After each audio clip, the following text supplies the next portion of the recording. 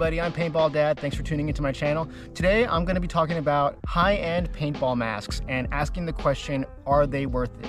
Now, a little while ago, I made a similar video where I talked about paintball markers, talking about how to know when you're ready for a new or more expensive paintball marker. And the goal behind that video was to really try to help you guys to make better financial decisions as you're investing in this super expensive sport.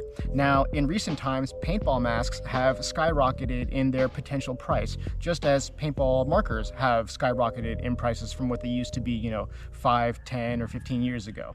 So now there's lots of options out there, and you might be tempted to buy the most expensive thing on the market right now, but is it really the right product for you? Now, I've been playing paintball for 19 years now, and I've played lots of tournaments from all the way up to NXL and down to little local leagues that you've probably never heard of. But throughout that time, I've accumulated a number of paintball masks. I think I have maybe like a dozen paintball masks in my house right now. But I'm just gonna showcase some of the more expensive paintball masks that I've bought. Let me move my camera really quick, show you guys. So right here, these are 3 of my most expensive paintball masks. I have the Push Unite right here, the Empire EVS, and the Dye i5. Each of these paintball masks has an original retail price that could go up to $200 or more. Now, you have to ask yourself, is it really worth that investment? Because that's a lot of money to put into a paintball mask and then to find out that you might not like it. And I've had that happen before. I've bought paintball masks, cheap paintball masks and expensive paintball masks, where I get them and then I realize this isn't really what I thought it would be. And I'll give you a perfect example of what I mean. So this mask right here, my Push mask, I used this mask for I think maybe 2 full paintball seasons. I love the look on this mask. And I love the way it feels too. It's one of the most lightweight masks that I've ever worn. When I first put it on, I almost felt like I wasn't wearing anything. I immediately fell in love with it, and of course the look was just super badass. I was like, man, I need this mask. So I bought one.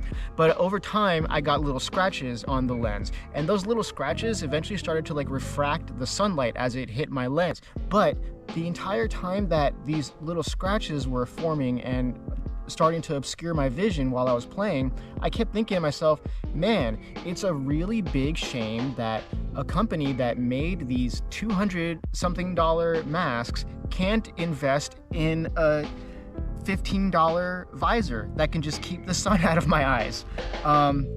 And so that's something that I appreciate about the Empire EVS and the Dye i5. Actually, for a long time, the Dye i5 did not have a lens. It was just this last World Cup in November of 2023 that they actually just put out a visor for the Dye i5s.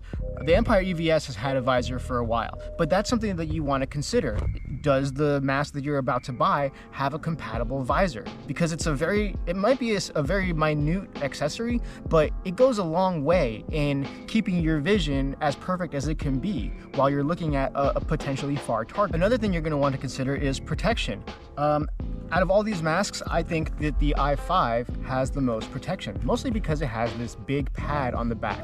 It's got a crank dial so that, it makes it easier to adjust the tightness on the strap, which number 1 makes it super convenient, but number 2, because it has this pad, that gives you just a little bit of extra protection, that little peace of mind, so that in case you do something in case you get put in that bad situation where we've all been, where you're the last player in and you're about to get dunked on, the back of your head has a little bit of protection for when you get shot there.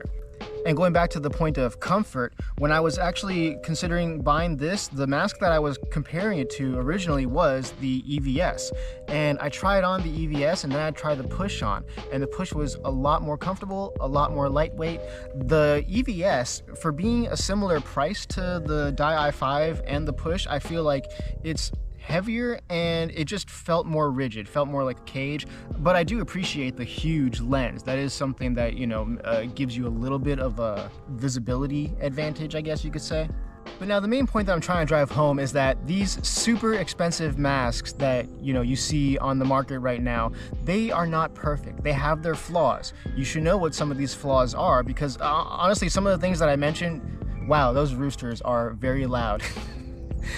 Some of the things that I mentioned are things that you'll probably never know unless you actually purchase one and get to try it on for yourself. Or if you're lucky, maybe you live by a store where you could actually try it on before purchasing it. But ever since I moved down to South Carolina, there's not a whole lot of stores around me, so I understand there's lots of people in my situation right now where you might only get to look at something online and then you have to live with what you've got once you order it and it gets to your house. Now, a lot of these masks I've got because I played tournaments. Some of them were through sponsorship packages.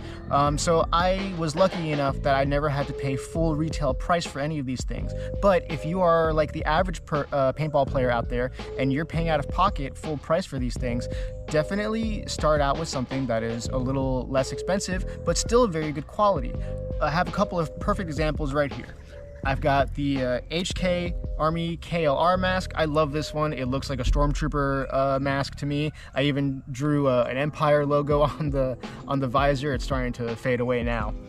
Or a JT. JTs are super classic, very retro. They're totally coming back in style right now. They're very easy to change the parts around, to customize the colors. So there's a lot of flexibility and personalization that you can put into these masks. But both of these masks start out, I think, as low as like maybe $90 something, or maybe just over $100.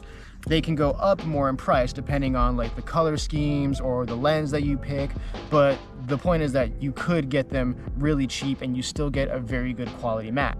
Now, of course, these masks are not perfect either. They have their flaws, but at the end of the day, it's much less of a hit to your wallet if you just spend $100 and you're not happy with a mask versus $200 and you're still not happy with the mask that you got. And speaking of saving money, if you guys are in the market for a new paintball barrel, go to lonepaintball.com, check out their Overcore barrel kit. I just partnered with lonepaintball.com and they offered me a discount code that I can share with you guys. If you go to their website and purchase one of their barrels, use the code PBDAD10 at checkout and you'll get a 10% discount on your purchase. And if you want, you can go to my channel and look at my library of videos. Take a look at the videos where I do a full thorough testing on this barrel kit and you'll see exactly how efficient it is. I think it's a great barrel system. Personally, it's the best barrel system that I've used so far. I'm even switching out my Planet Eclipse Shaft FL barrel kit for this Lone Paintball Overcore kit. And that wraps it up for today's Dad Talk. I hope you guys found this information useful and don't forget to like and subscribe.